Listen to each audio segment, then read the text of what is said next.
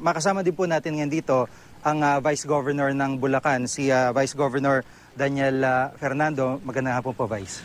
Yeah, Jay, magandang hapon po sa inyo lahat. Magandang hapon po. Sa ngayon po, kumusta po yung status ng operation na ginagawa ng mga otoridad? Well, sa ngayon, isa na lang yung hinahanap natin si Maiko Bartolome.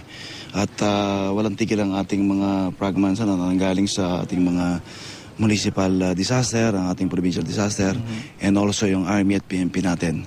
So ngayon medyo in-stop natin yung water searching at pinapahanap muna natin sa mga nagla-land searching muna tayo ngayon, ano? So nag-stop muna kami sa water. So ikinuman ko muna na dun, hanapin muna sa gilid dahil may nakakita kasi na si Maiko nung kasulukuyang na siya ay nakakapit sa bato. At kasi yung nag-rescue na bata, yung tour guide, hawak-hawak yung dalawa. So nakita siya na nakasampa dun sa bato. So yun ang nakitang huli nung ano. So baka nandyan sila sa gilid lang at nawala ng malay. Opo, itong nakikita nating malaking bato sa screen, ano, may kalakihan. Umabot ho ba dyan yung tubig nung lumaki tong ilog na to? Actually, wala po ako dito nung nangyari. So according sa mga nagsasabi, talagang biglang tumaas ang tubig.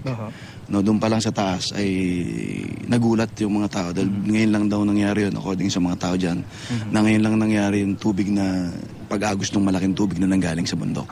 Meron ho bang cut-off tong operation ngayong maghapon o paggabi?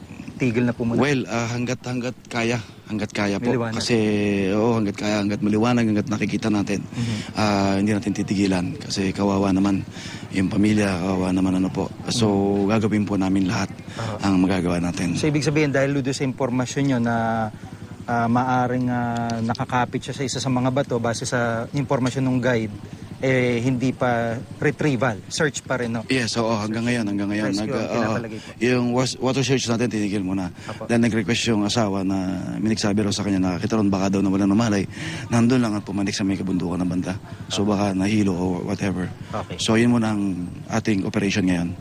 Maraming salamat sa pagkakataon. Thank you. Si Vice Governor Daniel Fernando ng Bulacan.